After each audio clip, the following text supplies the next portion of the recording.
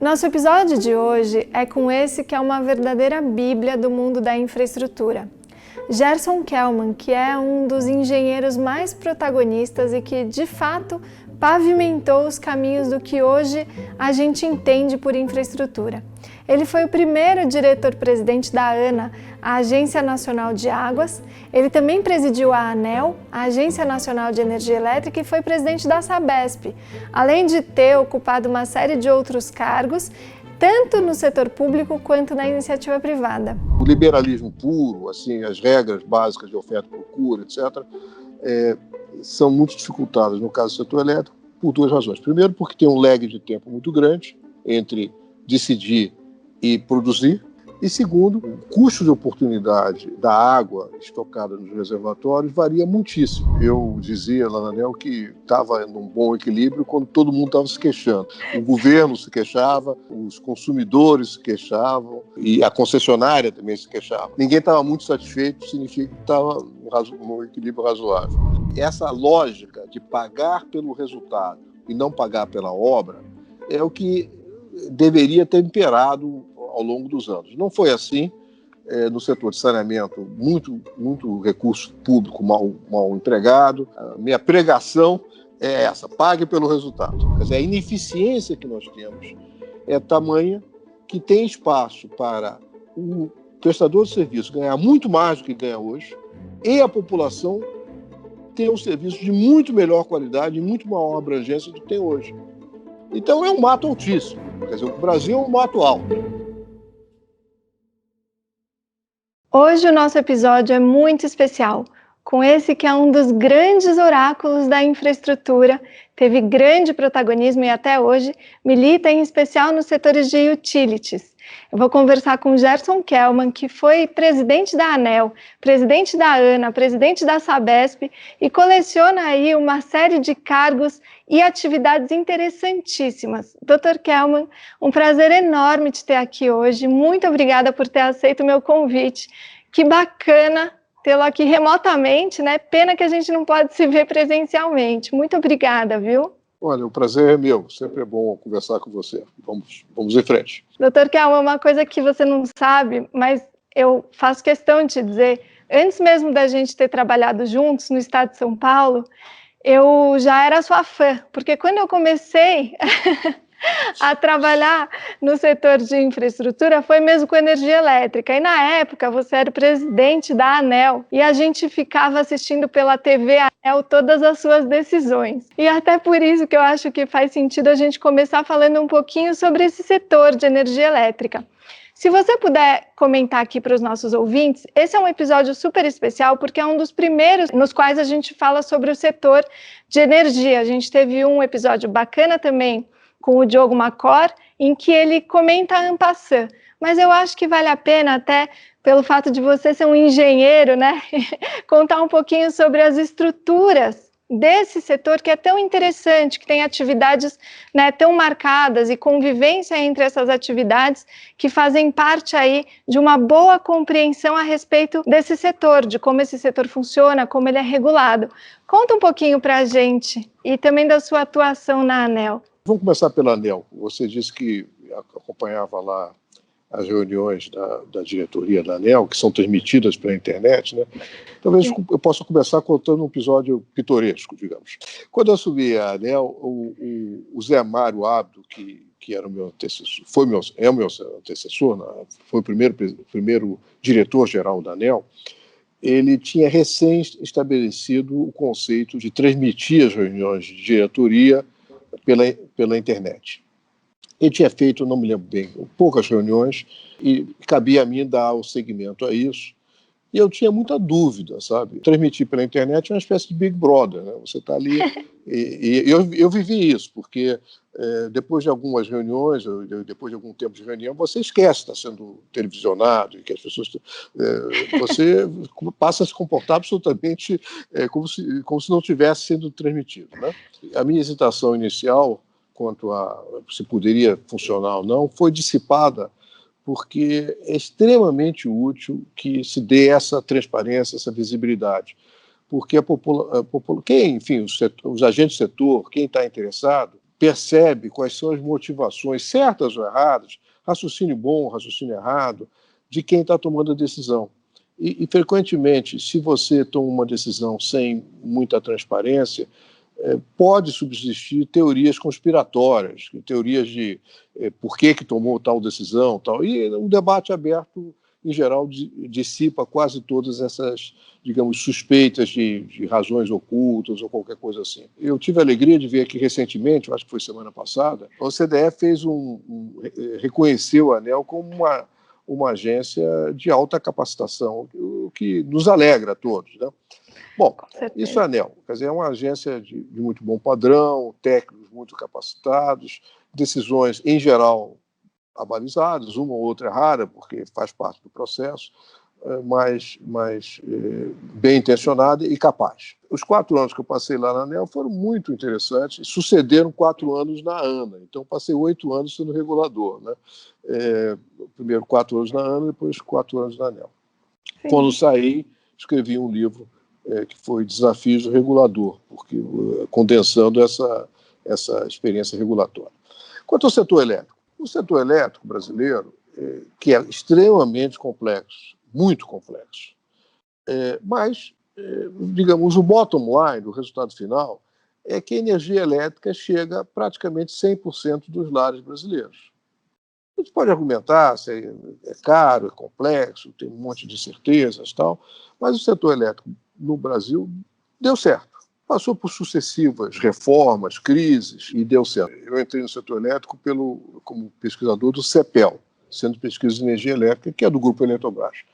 E vivi a primeira fase do setor elétrico, uma fase em que o setor era estatal, essencialmente, em que havia uma coordenação nacional executada pela própria Eletrobras de planejamento, 2 grupos que coordenavam a Eletrobras com as empresas estaduais, e, digamos, o setor era extremamente centralizado, quer dizer, decisões centralizadas, e como nós vemos, na época, mais de 90% dependíamos de energia hidroelétrica, os algoritmos para hidrológicos de otimização eram extremamente relevantes. E eu tenho muito orgulho de, no CEPEL, ter participado desse processo, de desenvolver esses algoritmos, progressão dinâmica estocástica, modelagem hidrológica, estocástica, etc. Alguns modelos são utilizados até hoje.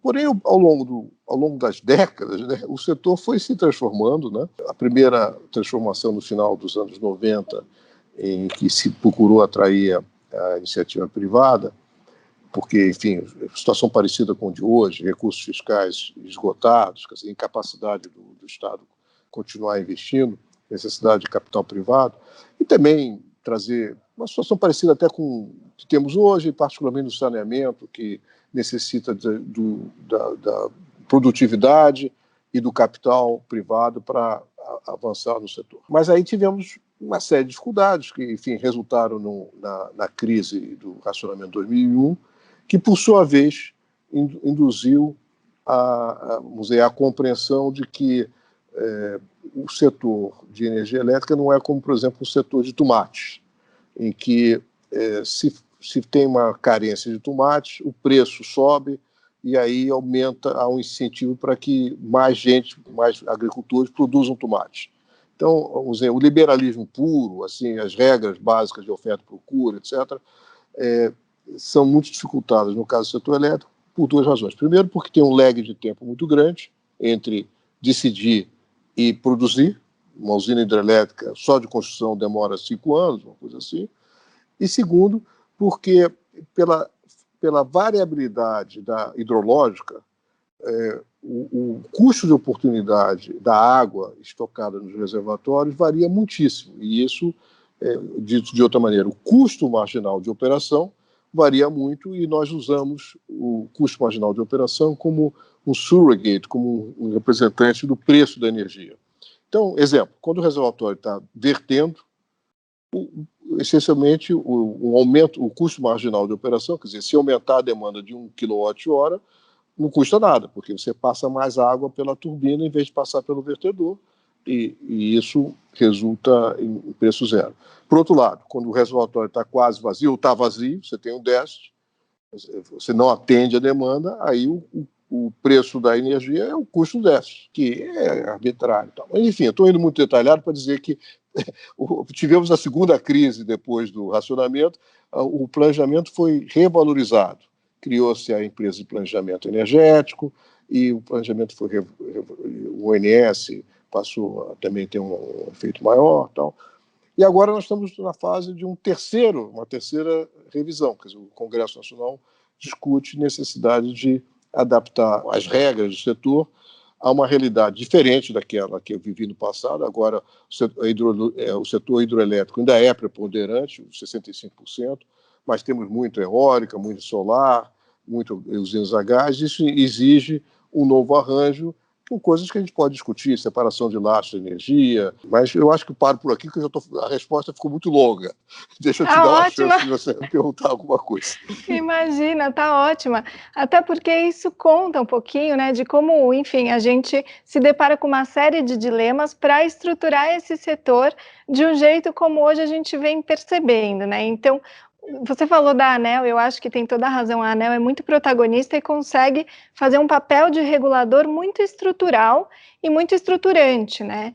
E no fim das contas ela consegue orquestrar, colocar ordem nesse universo de concessionárias de transmissão, de distribuição e de uma forma bastante inovadora, e hoje isso tem sido copiado em outros setores também, fazer o regime de autorização para a geração, né, aumentando aí a matriz energética, enfim, e potencialmente também gerando desenvolvimento no mercado para esse que é um dos setores da energia que também, enfim, sempre foi bastante protagonista na história.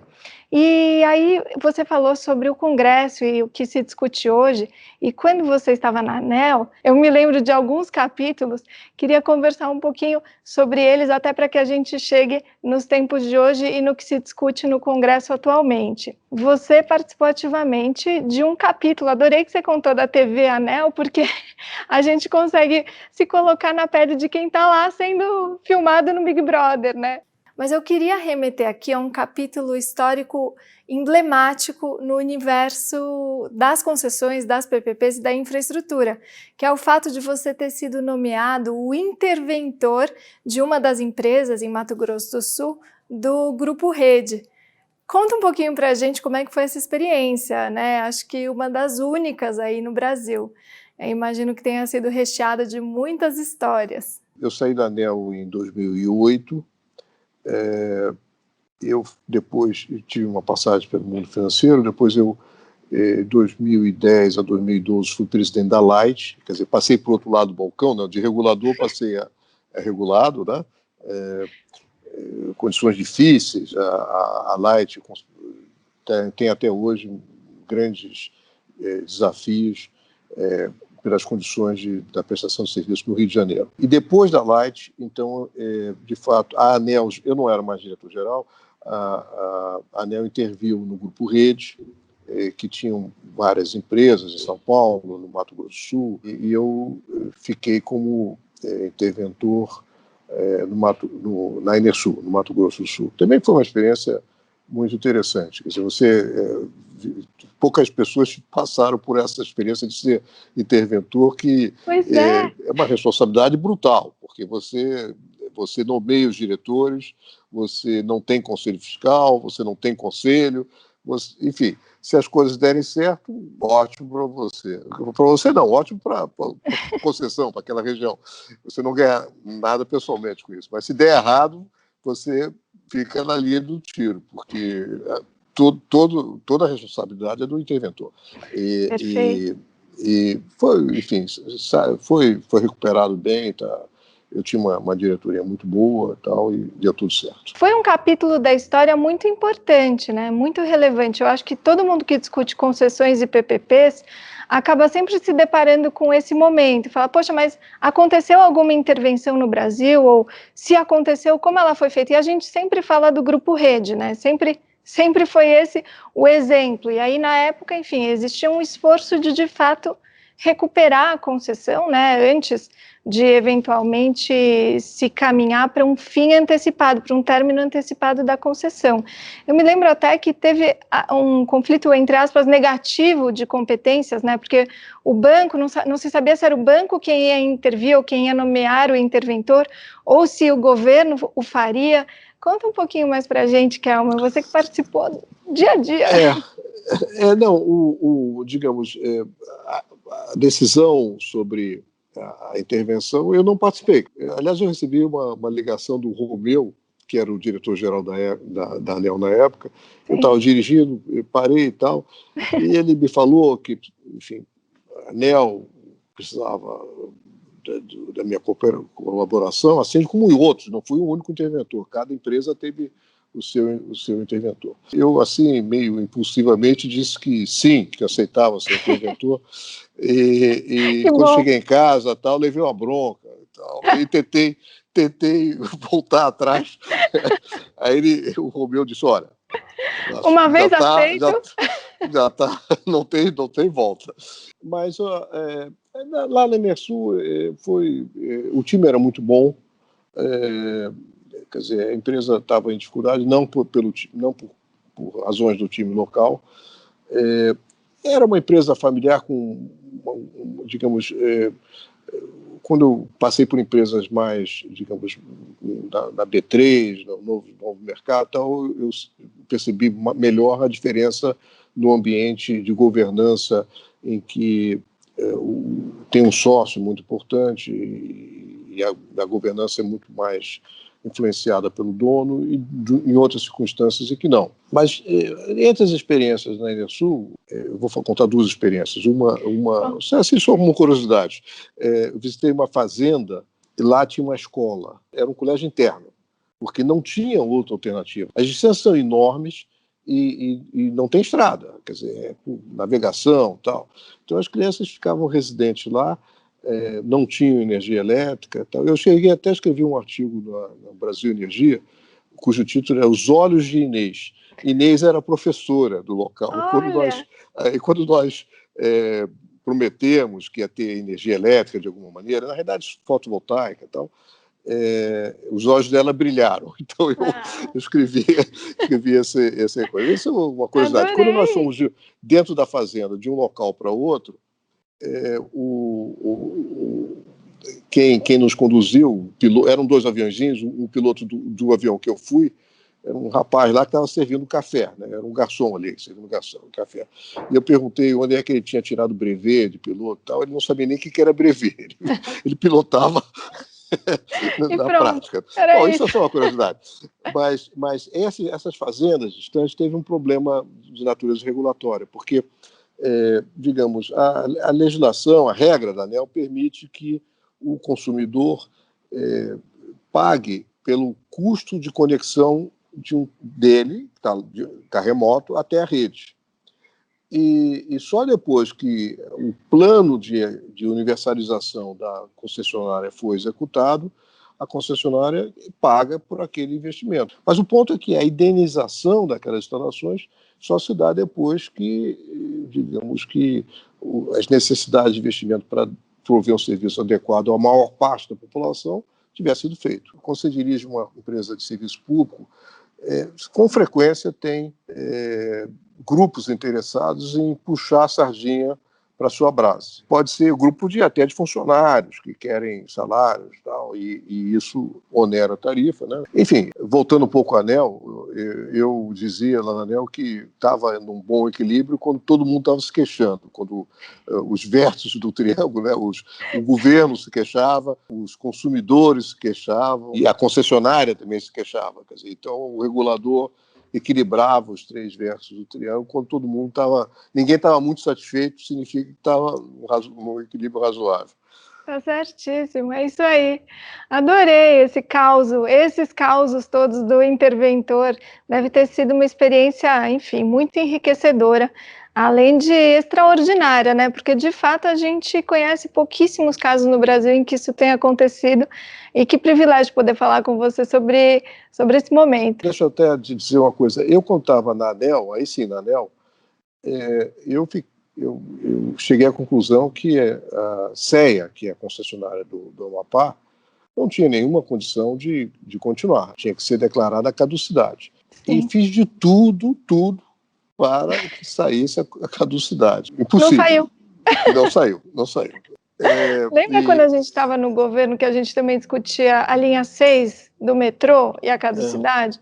Também foi revertida, foi decretada, mas foi revertida. É quase que uma missão impossível. Um banho de realidade, né? E a gente tem que mesmo prestar atenção nisso, porque muito se discute, né, sobre os términos dos contratos e um ponto que você até falou aqui sobre as indenizações, né? Porque imagino que tanto nesse caso da intervenção e depois eu sei que você, enfim, se deparou com esse tema ao longo da sua jornada. E esse é um dos pontos até que eu queria te perguntar. Você já não estava mais na ANEEL, mas imagino que ainda estava muito ativo no mundo da energia, que foi quando teve a, então, medida provisória 579. E um dos aspectos que eram muito discutidos eram justamente quais seriam as indenizações pagas para os ativos que não seriam renovados, né? E aí, se você puder contar um pouquinho sobre essa medida provisória e também um pouco em retrospectiva, mas também para a gente poder construir para frente, me conta um pouquinho desse capítulo. Preciso lembrar que hidrelétricas têm concessão do uso de um bem público. O bem público é o potencial hidráulico. Então, conceitualmente, o concessionário recebe uma concessão de 30 e tantos anos, e ele, ao longo desse período, ele tem uma remuneração suficiente para pagar o investimento que fez, e mais uma remuneração do capital dele, etc. Enfim, e ao final, digamos, os consumidores já pagaram o ativo, né? Já foi totalmente amortizado, e reverte para a União, né?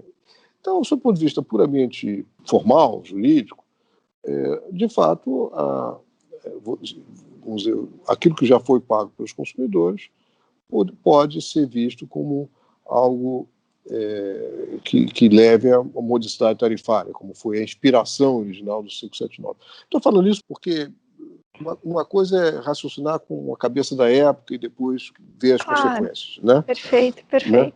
Então, a ideia de que, revertendo para a União, isso possa resultar em benefícios para os consumidores, me parecia uma ideia correta. Hoje em dia, as pessoas costumam achar que aquilo foi tudo, vamos dizer, fruto de uma alucinação.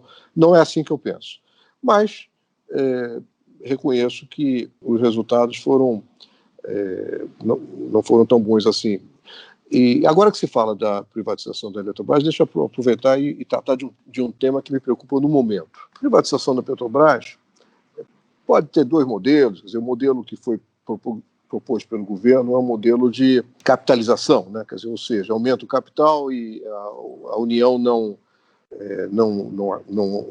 investe, não traz capital, portanto ela é diluída e fica com menos de 50% e a empresa deixa de ser estatal. Vira uma corporation. Esse é o modelo da proposta do governo. O relator, em algum momento, pensou numa alternativa que seria também defensável, que é você vender fatiado, quer dizer, vender shares, vender furnas, etc. O que me preocupa é o seguinte: essas usinas todas elas têm uma placa, né, que é a garantia física. A garantia física, você sabe, é a contribuição que a usina dá para a segurança energética. Perfeito. Né?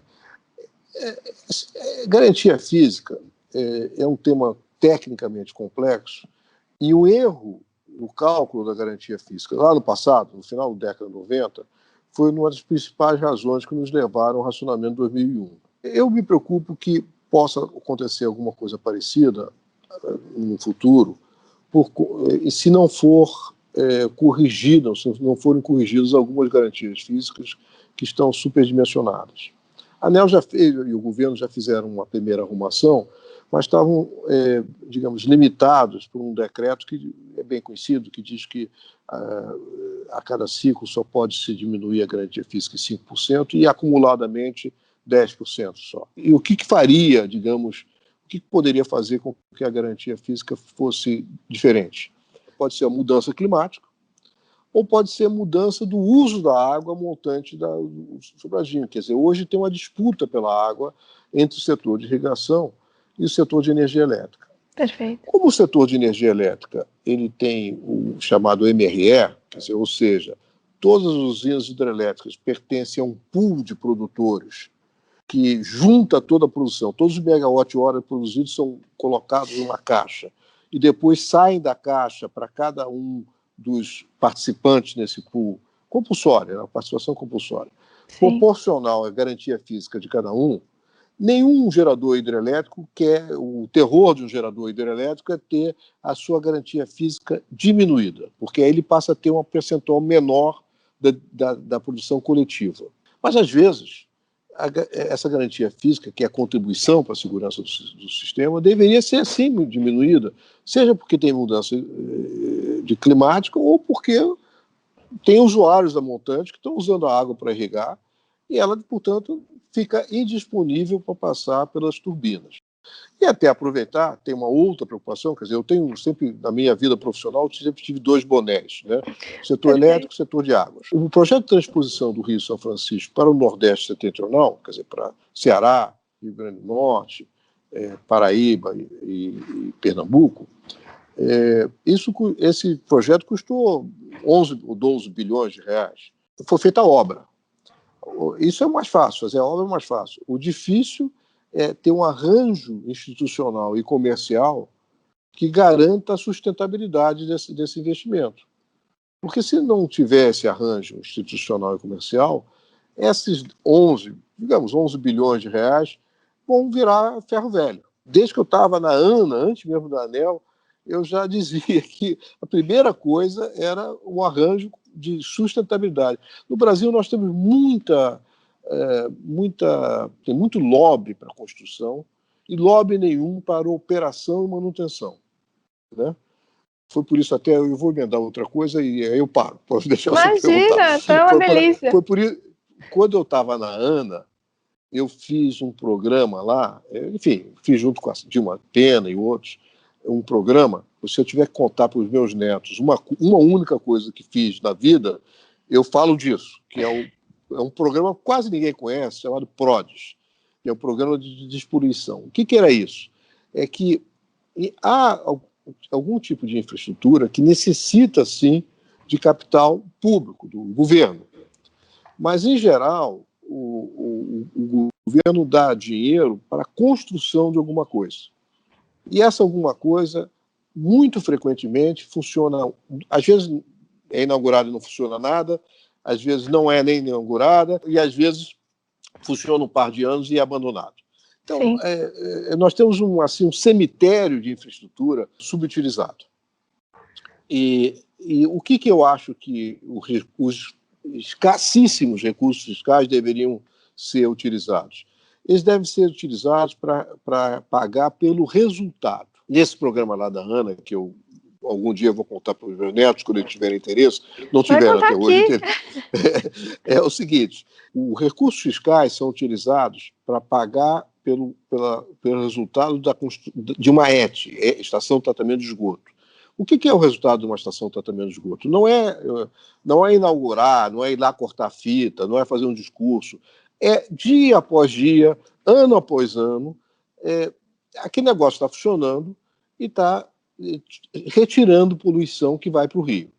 Perfeito. Então, lá esse PRODES é assim: o empreendedor, que em geral é um serviço municipal, ou às vezes uma empresa estadual, ou privada, enfim, quem for a empresa de saneamento, vai lá na ANA e diz assim: eu quero tratar do esgoto aqui no padrão A, B, C, D. Padrão A, digamos, seria suíço. Padrão D seria Bangladesh. Pronto. Sem ofensa, Bangladesh. Pronto. Aí ele escolhe. Quer dizer, no fundo, qual o nível de qualidade, qual o nível de retirada de poluição que ele vai ter, de poluentes que ele vai se almejar. E aí, dependendo do que ele escolher, ele tem um pagamento pré-fixado, tantos reais por metro cúbico de esgoto tratado. Pré-fixado. Então ele entra nisso no seu fluxo de caixa, tal, viabilidade do empreendimento e constrói. que foi interessante nessa experiência da Ana nos primeiros anos, quando eu ainda estava lá? Não foi o que deu certo, e sim o que não deu certo. Perfeito, assim Por fica o quê? aprendizado. Por que isso? Padrão A recebia, digamos, R$1. Padrão D recebia, digamos, 50 centavos. Então, o empreendedor dizia, padrão A, deixa comigo, aqui vai ficar limpinho, cheirosinho, que nem na Suíça. Bom, aí o cara não conseguia. E eu tive de tudo. Tive, por exemplo, um prefeito de um serviço municipal que veio e disse assim, mas eu fiz tudo, tal. O que acontece é que o esgoto não chega lá, porque não tem a rede coletora, ele fez só a ET. Oh, meu Deus. Aí eu digo, olha, Isso é do sistema. é como se você tivesse feito uma fábrica de, sei lá, de cadeiras, de madeira, e você diz que está tudo certo, só que você não comprou madeira para construir as cadeiras. Então, eu me ver com essa. Quer dizer, essa lógica de pagar pelo resultado e não pagar pela obra é o que deveria ter imperado ao longo dos anos. Não foi assim. No setor de saneamento, muito recurso público mal empregado, e em todos os setores de infraestrutura, muito recurso público mal empregado. Mas essa é a minha receita, como é que se chama? A minha pregação é essa, pague pelo resultado. Excelente. E é nessa toada que as concessões vêm, né? E eu acho que o setor de energia, no fim das contas, ele é um modelo e ele antecipa uma série de discussões que depois são feitas nos outros setores. Tem quem diga que o setor de saneamento é o novo setor de energia pelo foco que a gente tem dado para ele. A gente já vai chegar lá para falar da Ana, mas já que você comentou, comentou de várias coisas super interessantes que eu acho que nos fazem conectar com uma série de setores, inclusive a MP 579, fiquei pensando na lei de relicitação ou de renovação, que hoje tem marcado o setor de ferrovias e rodovias. Enfim, são várias discussões que nos trazem para os tempos contemporâneos e que foram já vividos no setor de energia, ou mesmo até uma discussão interessante, pegando lá aquilo que a gente estava falando sobre a intervenção, de que as empresas concessionárias de energia elétrica não são alcançadas, por exemplo, nas recuperações judiciais. Isso é um tema super contemporâneo. E a energia elétrica sempre saiu na frente. E agora você falou de um ponto que eu acho sensacional, que é o Mansério, que é esse elemento de a remuneração ser por performance e de quais são os incentivos que o governo aporta nos mais diversos empreendimentos. E aí eu queria aproveitar para te perguntar, fazer a última pergunta aqui do nosso setor de energia para a gente pular de cabeça no setor de saneamento, que é justamente sobre isso, né, que vem sendo discutido tanto no Poder Executivo, em âmbito federal, quanto no Legislativo, a respeito dos subsídios, em especial para geração distribuída, né, e uma discussão relacionada também à energia solar, ao aumento da matriz.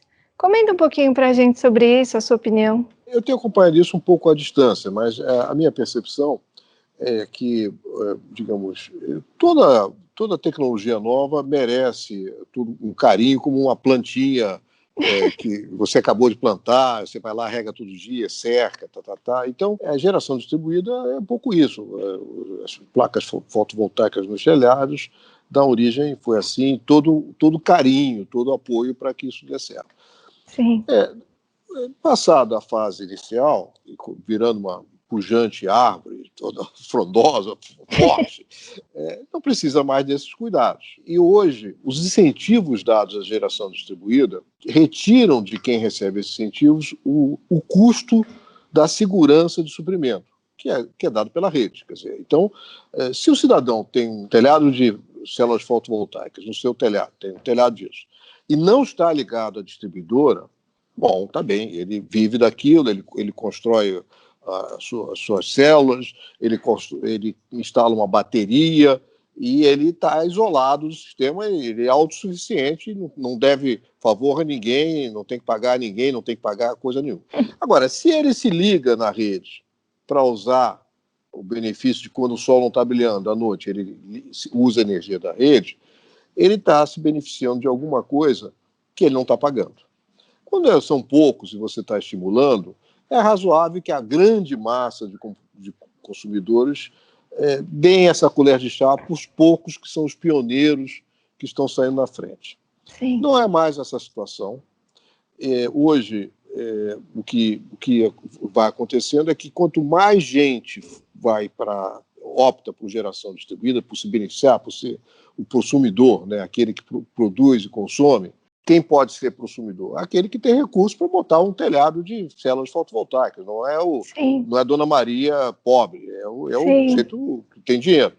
Então, esse que tem dinheiro, ele acaba pulando fora do suporte do custo da rede e deixando esse custo para quem fica lá, que em geral é o mais pobre. Sim. Então, eu vejo com muita tristeza essa discussão envolta em muita demagogia, não tem outra palavra. É muita demagogia do tipo, querem taxar o sol. Isso é uma barbaridade, quer dizer, eu acho que a posição da ANEEL é a posição correta e não é razoável, não é nem eticamente razoável que se defenda a proteção dos ricos às custas dos pobres. Agora eu estou sendo um pouco demagógico, mas não é razoável. Adorei. Que não é razoável que se mantenha às vezes é chamada de espiral da morte, né? Porque quem puder sai fora e quem vai ficando lá dentro vai cada vez ficando mais caro esse custo, né? Sim. Então já há um estágio de amadurecimento suficiente para a gente ir tirando o pé desses subsídios mesmo, né? Eu acho que, quer dizer, o passado tem que ser previsível. Então, claro. A gente respeita os contratos existentes, mas continuar dando incentivos onde não é mais necessário e onde a penalização vai sendo, o peso da segurança do sistema vai sendo arcado por quem não pode pagar, não parece justo isso. A ANEEL tem uma proposta para acabar isso e eu concordo com a ANEEL. Muito bom. Então agora vamos para esse setor que é o queridinho do momento.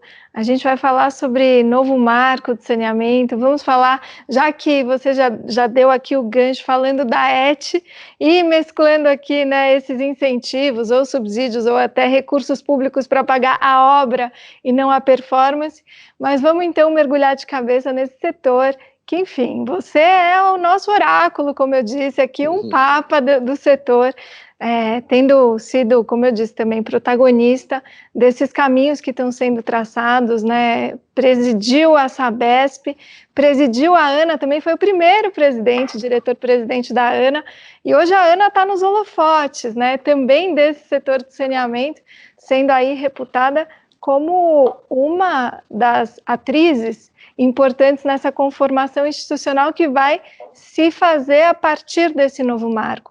Então, mescla um pouquinho da sua experiência como regulador, trazendo esse contexto da ANA e essa perspectiva, essa análise histórica até chegarmos no nosso novo marco para podermos discutir o que vem daqui para frente. A gente pode fazer um paralelo entre o setor de energia elétrica e o setor de saneamento. Na minha primeira resposta, eu mencionei que 100% das residências brasileiras, praticamente, têm acesso à energia elétrica. Bom, no saneamento nós sabemos que não é isso, né? Quer dizer, tem muitos sistemas que têm um serviço precário, que isso não é contabilizado nos 30 milhões. 30 milhões não tem conexão, mas os que têm conexão, frequentemente, têm um serviço precário. Então, no saneamento, a nossa situação é vergonhosa, não quando nós nos comparamos com a Inglaterra, com a França, Estados Unidos, porque isso, é claro que estaríamos mais atrasados, mas é vergonhosa quando nós nos comparamos com países de renda per capita análoga à brasileira. Perfeito. E aí cabe indagar, bom, mas por que o Brasil, nesse setor em particular, saneamento, ficou atrasado em relação aos seus pares? Eu atribuo parte da culpa ao Constituinte. Quer dizer, o que diz a Constituição de 88? Ela foi muito clara no que diz respeito à energia elétrica. Ela disse que o poder concedente de energia elétrica é a União. Perfeito. Tudo. E aí, enfim, a União, no início, prestava geração, transmissão, distribuição. Depois, enfim, nos anos 90, como já falei, teve uma primeira reforma que trouxe competição onde é possível ter competição, que é na geração e na comercialização, e deixou como, digamos, altamente regulado, que são monopólios naturais, que é a transmissão e a distribuição. Tudo coube à União, e a União se organizou, pelo menos a parte regulatória, numa única agência reguladora, que nós já elogiamos várias vezes aqui, que é a ANEEL. Muito bem. está funcionando. O que o Constituinte disse em relação a saneamento, o suprimento de água? Ele não foi claro. Ele não foi claro. Ele disse assim, olha, serviço público de natureza local é de responsabilidade ou de titularidade municipal. Perfeito. Ele não disse o que era local, como não caberia mesmo, caberia a lei, cabe a lei, não a Constituição, mas a lei, dizer o que é.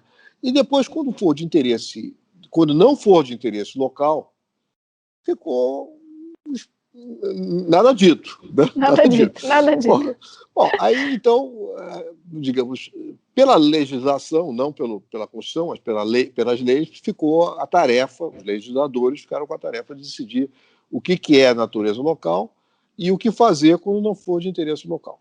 E aí, lá no projeto de lei 4147 de 2001, nós definimos, quando for de interesse comum, o titular é o Estado. Pronto. Era muito simples, mas não passou. Não passou possivelmente por causa exatamente disso, porque as forças municipalistas não deixaram passar. Aí passaram-se alguns anos, em 2007 foi aprovado um marco do saneamento, Lei 11.445, que não trata do assunto, não trata de quem é titular e quem não é titular. E aí esse assunto só veio ser resolvido no ano passado, com a Lei 14.026, que é o novo marco do saneamento. Teve até uma tentativa de solução por esse, que não é nem o Poder Executivo, nem o Legislativo, porque a discussão foi até parar no Supremo e teve umas picadas. Sim, você tem razão. No meio do caminho, ainda na década de 90, o Estado do Rio de Janeiro fez uma lei municipal em que dizia que, na região metropolitana, titular era o Estado. Isso. E essa lei não tinha ainda marco nenhum, essa lei foi levada ao Supremo, demorou vários anos. O voto condutor do acórdão do STF é do ministro Gilmar Mendes. E esse voto, ele meio que sentou as bases para o que veio a ser depois aprovado na Lei 14.026, que é o quê? Diz que quando for de interesse comum a vários municípios, a titularidade, quer dizer, a responsabilidade por esse serviço, seja direto ou por concessão, será exercida de forma conjunta pelos municípios e pelo Estado. Esse é o acórdão lá do ministro Gilmar Mendes, que foi incorporado na Lei 14.026. A lei diz assim, é uma solução complexa, mas a experiência histórica mostrou que é a única possível, porque quando tentamos uma solução mais simples, dizer é o Estado, não passou. Né? Bom, agora, por que isso é importante? Qual é a relação disso com o atraso do setor de saneamento vis-à-vis o setor de energia elétrica? É que no setor de saneamento, vamos dizer, essa indefinição que persistiu tantos anos foi compreendida como se sempre, em qualquer caso, o município é o titular. Então você tem 5.700 titulares, com regras diferentes, com conceitos diferentes. É tão complicado isso que deu-se um jeitinho, que nem o típico do brasileiro, né? Então o Estado e o município fazem lá um convênio, o município diz, Estado, me ajuda aí a cumprir essa obrigação de saneamento. O Estado diz, opa, eu posso te ajudar assim porque eu tenho uma empresa do meu controle, que é a empresa estadual, e eu vou fazer isso via empresa estadual, que é algo... E aí chega a ser um contrato de programa, que é um contrato entre a estadual, a empresa estadual, e o município. Esses contratos foram feitos historicamente sem metas muito claras, sem competição. Em alguns estados funcionou bem, eu tenho enorme orgulho, você sabe isso bem, de ter sido presidente da Sabesp, uma empresa modelo, uma empresa espetacular. Excelente presidente. Obrigado. É uma empresa muito boa, mas temos pelo Brasil afora empresas que não são assim, né?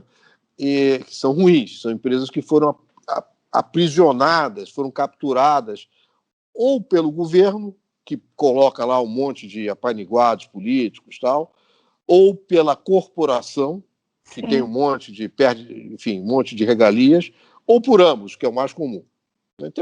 Tem de tudo. Tem empresas estaduais muito boas, como os casos Sabesp, Copasa, Sanepar e outras, e algumas péssimas. Essa pulverização, essa falta de competição, essa falta de regras, Tudo isso explica, a meu ver, a diferença entre o setor de saneamento e o setor de energia elétrica. Sim. O que veio, aí para concluir essa parte, o que veio a Lei 14.026, aprovada em julho do ano passado? Ela diz o seguinte, olha, vamos tentar aproximar o setor de saneamento o máximo que for constitucionalmente possível ao que existe no setor de energia elétrica. Sim. Então, há uma pulverização, você tem 5.800 reguladores, o regulador é o primo do prefeito, né, que decide qual é a tarifa, perguntando ao prefeito quanto ele quer que seja a tarifa, tal, sem nenhuma base de coisa nenhuma. É isso? Bom, isso ninguém vai investir num ambiente desse. Né? Claro. O ideal seria que nós tivéssemos uma agência reguladora do setor de saneamento igual ao que temos no setor elétrico, uma ANEEL da água.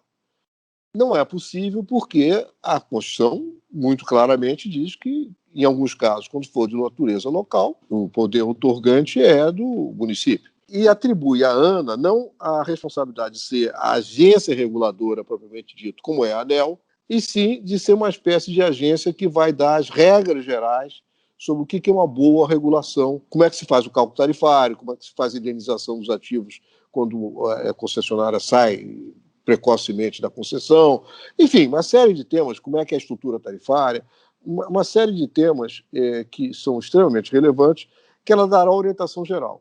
Um município que não quiser seguir nada disso, e o serviço lá, as instalações todas são locais, ele não compartilha nenhuma infraestrutura com o município vizinho, ele pode não aderir a nada disso, dar uma banana para a Ana, nem dar bola para a Ana, etc., e continuar lá com o primo do prefeito dizendo qual é a tarifa? Pode. Só que, nesse caso, ele fica deserdado. O que é deserdado? Ele deixa de receber repasses voluntários da União. Se eu chegasse assim, não conhecesse o Brasil, ou lesse a Lei 14.026, que é um marco do saneamento, eu diria, puxa, muito complicado esse negócio. E muito complicado, mas é o possível. Kelman, 2 desafios aqui para você responder diante disso que você acabou de me falar em relação ao saneamento, ao novo marco e toda essa retrospectiva super importante. O primeiro, então, é relacionado justamente a isso que você acabou de comentar. Qual que é o poder de enforcement? Lógico, a gente tem um incentivo importantíssimo, que é você deixar de receber repasses da União. E isso para vários municípios, eu diria para a grande maioria dos 5.700, é um grande aperto de fato. Mas quem tem o poder de fiscalizar, né? Porque no caso da ANEEL, existe uma competência regulatória, uma competência fiscalizatória e um sistema que concentra na União uma série de competências, o que é contrastante, como você bem mesmo disse, aqui no caso do saneamento. E um outro desafio para você reagir é uma provocação mesmo para a gente pensar juntos, porque você tem uma experiência sensacional, não poderia perder a oportunidade aqui. Estando na Sabesp, você percebeu o quanto uma boa empresa, né, estatal, que inclusive tem ações em bolsa, tanto aqui quanto nos Estados Unidos, pode figurar como um centralizador dessa regionalização. Porque sem licitação e sem concorrência, essa empresa vai, aos poucos, aglutinando municípios para que eles participem de um mesmo sistema e fazendo subsídios cruzados nessa lógica econômica totalmente sui generis, né? E hoje, enfim, eu sou particularmente até bastante favorável a vários dos conceitos que foram trazidos pelo novo marco, em especial no incentivo à entrada de privados e também no incentivo aí a que o mercado, né, responda a esse chamado, mas fica esse desafio de como então promover a regionalização, porque a gente sabe, e você contou na sua retrospectiva muito bem, o quanto foi difícil a gente ter, enfim, um equilíbrio nas forças institucionais que puxavam ora para o lado da titularidade do município, enfim, dos interesses, né, protegidos aqui, de a competência ficar municipal, e o quanto foi difícil mudar isso, né? E agora os blocos e as unidades estão a serviço dessa intenção. Mas na prática, como é que a gente vai fazer com que municípios e estados sentem, sem a empresa estatal, para decidir sobre competências comuns e para decidir sobre o Estado representar o universo de municípios que fica sujeito a esse, entre aspas, né, controle para fazer com que os seus serviços funcionem de saneamento. Estamos entrando aqui num território desconhecido, que temos que fazer o máximo possível para acertar, mas não tem assim um caminho pré-definido, claro, de como é que se trilha isso. Respondendo ao início da sua pergunta, a regulação, sob o ponto de vista de cálculo tarifário, e não só o cálculo da tarifa média, mas também da estrutura tarifária. Perfeito. E da receita requerida, né? Não são atribuições da ANA, são de natureza local. A ANA pode ser vista como uma espécie de agência reguladora das agências reguladoras.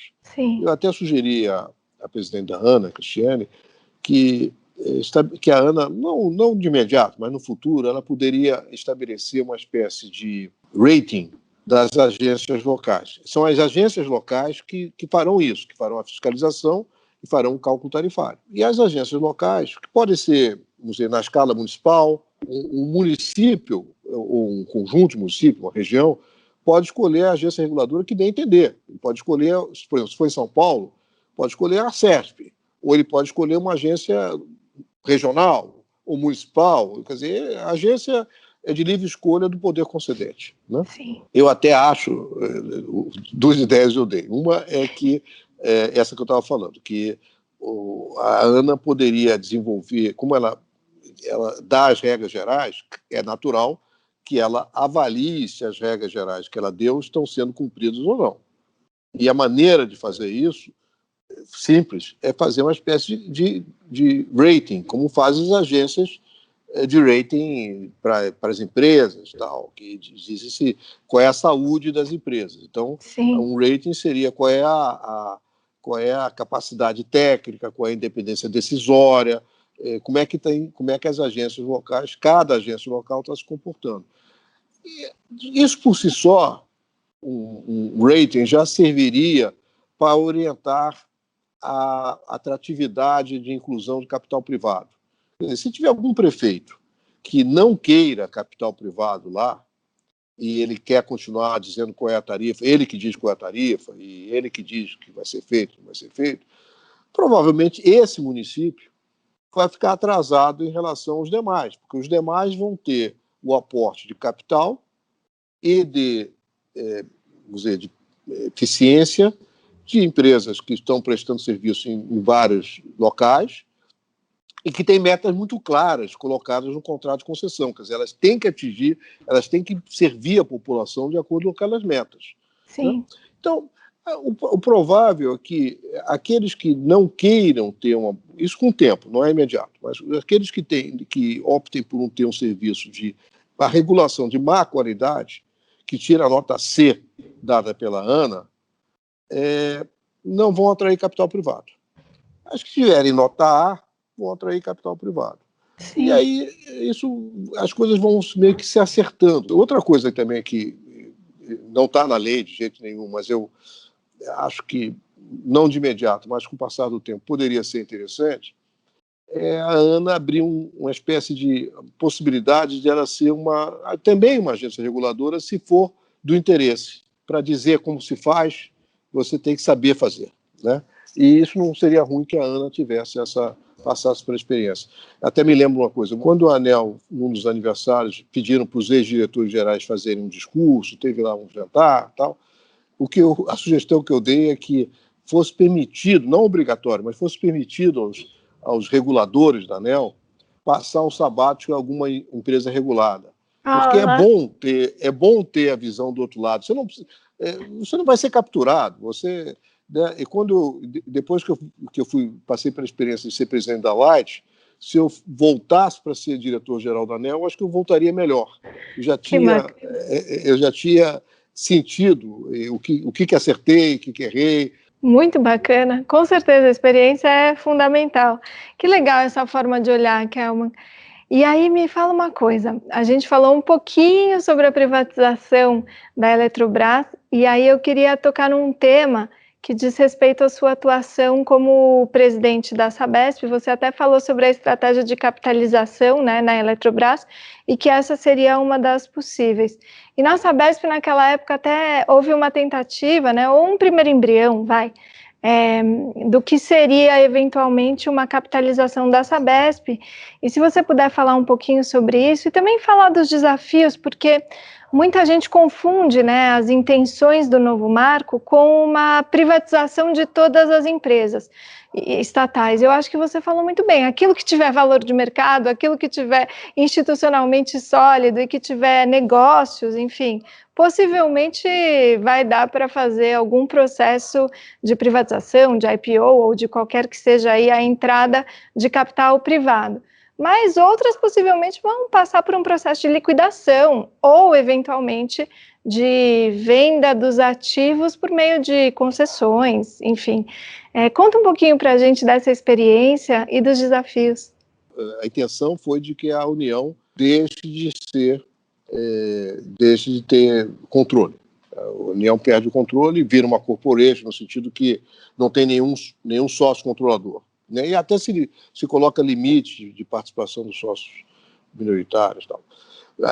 Aliás, todos os sócios não tem controlador. Isso significa que a empresa deixa de ser estatal, porque deixa de ser controlada pela União. Essa é uma decisão de natureza política.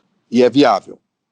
Até porque os contratos de geração da Eletrobras, que são baseados em cotas, né? Quer dizer, a Eletrobras, no fundo, é uma espécie de zeladora das suas usinas, que recebe um pagamento pelo serviço de operação. Quando for privatizado, essa energia vai poder ser vendida. Né? Então, ela vai ter um outro valor. A nova Eletrobras vai ter energia que pode ser vendida no mercado e não cotas. No caso da Sabesp, isso não era possível. Não era possível até julho do ano passado. Por que não era possível? Porque esses contratos de programa que eu disse, que não são contratos de concessão, são como se fossem contratos de concessão, só que sem competição. São contratos entre a estatal e o município sem competição. Esses contratos, corretamente, foram feitos, só é possível fazer sem competição porque a empresa é controlada pelo Estado. Se ela deixar de ser controlada pelo Estado, se deixar de ser estatal, aí esses contratos de programa evaporam, desaparecem. Desapareciam, isso tudo antes de julho do ano passado. Então, a hipótese de privatização de uma empresa estatal de saneamento era impossível, não tinha essa possibilidade. Então, no caso da Sabesp, como o governo do Estado tem 50,3% das ações da Sabesp, não tinha margem de manobra nenhuma. Se ele vendesse um punhadozinho de ações, já ficava abaixo de 50%, deixava de ser estatal. Então, não tinha. E aí lá nós concebemos um arranjo com dois objetivos. O governo do Estado continuava controlando a Sabesp via uma holding, em que ele tinha 51% das ações da holding. Sim. E os outros 49% ele vendia. Então, no fundo, ele tem metade das ações da Sabesp, ele vendia um quarto e continuava controlador. Era uma espécie de mágica, uma espécie de... Né, que tinha um certo custo, tinha uma certa complicação. Era possível. Para quê? Para duas coisas. Uma era capitalizar a Sabesp. Dois, era permitir ao governo do Estado uma venda secundária, quer dizer, ele vendia as ações dele. A Sabesp sairia melhor, o governo do Estado receberia um aporte significativo para aplicar em outras áreas de muita importância, como saúde e segurança, educação, as três áreas essencialmente estatais. E eu, como presidente da Sabesp, tinha um xodó, tinha uma coisa que eu queria, que era um contrato de gestão. Porque, embora eu já tenha dito que a Sabesp, eu tenho muito orgulho da Sabesp, que é uma empresa padrão A, um novo mercado, uma empresa com uma governança espetacular, ela podia ser melhor se não tivesse atrelada às normas do Estado. Né? Eu não digo do Estado de São Paulo, em particular. O que existe hoje na administração pública brasileira é digamos, uma situação se chama apagão das canetas, né? É uma situação de excesso de controle. Né? Excesso de controle. Quer dizer, essa experiência toda que nós tivemos com corrupção, o caso da Petrobras, tudo que a Lava Jato desvendou, etc., levou a muita coisa positiva, no sentido de que se limpou muitas coisas feitas erradas, mas, por outro lado, levou a uma profunda desconfiança do administrador público. No fundo, o administrador público tem que provar a inocência. Presume-se a culpa do administrador público. Ele tem que provar que não, ele não é culpado, ele é inocente. É o contrário do que a presunção em geral de inocência, mas aqui Sim. É o contrário. A presunção é rir para não chorar, né? Que é E aí isso leva a muitas dificuldades. Sim. Então, o meu sonho, em particular, era ter um contrato de gestão que permitisse a Sabesp ficar, do ponto de vista administrativo, mais próxima do que seria uma empresa privada. Eu acho que a mesma equipe de direção, os mesmos diretores, os mesmos funcionários, no ambiente privado, tem uma produtividade maior do que no ambiente público. Por essa razão, porque no ambiente público tudo, você vai fazer uma contratação, ela sai mais cara do que se for no ambiente privado, porque você não basta você tomar a decisão que é obviamente melhor, ela tem que ser provada que é melhor. E eu até te confesso uma coisa aqui, eu, às vezes, lá na Sabesp, eu dizia, olha, se nós tivéssemos uma empresa privada, provavelmente entre a decisão A e B, provavelmente nós escolheríamos a decisão A. Mas, como estamos numa empresa pública, e a decisão A pode ser vista com suspeição, é melhor tomar a decisão B, porque essa não coloca em risco o nosso CPF. Não tem sentido exigir do administrador público que coloque em risco o seu CPF. Não é razoável.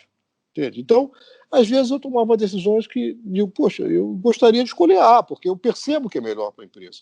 Mas vou escolher B porque alguém vai poder imaginar que eu escolhi A por qualquer razão obscura que não.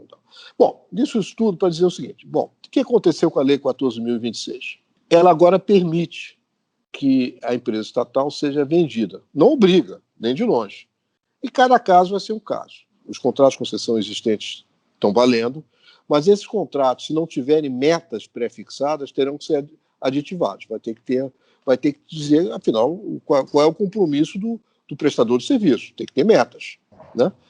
E mais que isso, a concessionária, o prestador de serviço, público ou privado, tem que mostrar de onde ele vai tirar recursos para cumprir aquelas metas. É das tarifas, é da receita, ele tem capital próprio, de onde vem? Ele tem empréstimo? Como é que funciona isso? Quer dizer, não pode continuar tudo assim, sem o Brasil mais 100 anos com esses índices vergonhosos. Claro. Eu até discordo da lei, achei que foi um erro da lei estabelecer a data em que 99% dos brasileiros vão ter água potável em casa e 90% vão ter coleta e tratamento de esgoto. A lei fixou em 2033, isso para mim não é realista, mas não importa isso muito, importa que a gente tem que avançar, não pode continuar igual sempre. Então os governadores, que são donos das empresas estaduais, terão um tema para discutir. O tema é o seguinte: bom, o que eu faço com a minha empresa estatal? Eu vendo ela e recebo recursos para investir em saneamento, em educação, segurança e saúde, ou seja lá o que for que o governo acha que tem que investir, ou continuo com essa empresa estadual colocando o quê? Colocando recursos fiscais lá, ou exigindo melhor governança, ou eu faço PPPs. Quer dizer, de certa maneira, isso vai chacoalhar um pouco os governadores. Eu acho que, em alguns casos, justifica vender a empresa. Não tem. Você veja que o resultado o que foi feito lá em Maceió foi um resultado absolutamente surpreendente. Né? Quer dizer, colocou-se em licitação o serviço de saneamento na região metropolitana, onde 2/3 da população não tem acesso à coleta de esgoto, quer dizer, um monte de capex pela frente, um monte de investimento pela frente, e na licitação o Zé outorga mínima, quer dizer, o pagamento mínimo para ganhar esse serviço era 15 milhões de reais. O lance vencedor foi de 2 bilhões de reais. 2 bilhões. Você veja que a ineficiência geral é muito grande. Quer dizer, essa discussão tem sido muito atrapalhada por uma visão ideológica do tipo, a água é um direito humano básico. Bom, claro, a água é um direito humano básico. Se você for na beira do rio pegar uma caneca e beber, ninguém vai te atrapalhar. Mas também comer é um direito humano básico. Agora, você não pode entrar na padaria ou no açougue e pegar aquilo sem pagar. De igual maneira, a água que chega na sua torneira não chegou porque alguém colocou os tubos, as elevatórias. Então é um serviço que tem que ser pago, né? E pode, quer dizer, há espaço, quer dizer, a ineficiência que nós temos é tamanha que tem espaço para o prestador de serviço ganhar muito mais do que ganha hoje e a população ter um serviço de muito melhor qualidade e muito maior abrangência do que tem hoje. Então é um mato altíssimo, quer dizer, o Brasil é um mato alto. Nas regiões mais atrasadas, o mato está altíssimo, né? No caso da Sabesp, não, o mato é baixo. E por que existe ainda mato na Sabesp? E na Copasa e na Sanepar? Por causa do apagão das canetas que eu falei, quer dizer, da natural dificuldade, da natural, vamos dizer, emperramento da administração pública. Se ficar privada, tem mais chance de ser mais eficiente. Muito bom. Doutor Kelman, é com muita dor no coração que eu tenho que terminar essa entrevista. Eu queria aqui ficar batendo um papo sobre tudo, na verdade, sobre subsídio cruzado, sobre todas as suas experiências. Esse moço aqui, para quem não sabe, até se envolveu na limpeza do Rio Pinheiros, enfim, tudo já passou aqui por essa bíblia da infraestrutura. E eu queria poder ter 5 horas de entrevista contigo para a gente matar todos os temas, mas olha só, com essa sua última resposta, que foi super inspiradora e também provocativa, que é o tom certo, né, do desenvolvimento, eu termino te agradecendo imensamente, demais, por você ter topado mais uma vez falar aqui no Infracast. Eu espero que a gente possa ter uma oportunidade de fazer isso presencialmente em breve, que é assim que tudo isso passar, para a gente jogar um frescobol, né? E aí poder também prosear sobre energia, saneamento e tudo mais. Muito, muito obrigada, querido. Foi muito, muito gostoso. Eu que agradeço, eu gostei muito da conversa. Em retrospecto, eu fico pensando aqui, falei demoradamente sobre alguns aspectos pouco relevantes e deixei de falar sobre outros muito relevantes, mas faz parte da conversa, assim mesmo. A conversa foi entre amigos e conversa entre amigos é assim mesmo, tem altos e baixos, tal, coisas importantes, coisas menos importantes. Eu gostei muito da conversa também. Foi ótimo, muito obrigada. E a gente vai ter mais oportunidades para falar das coisas que ficaram. Muito obrigada. Um abraço. Um abraço.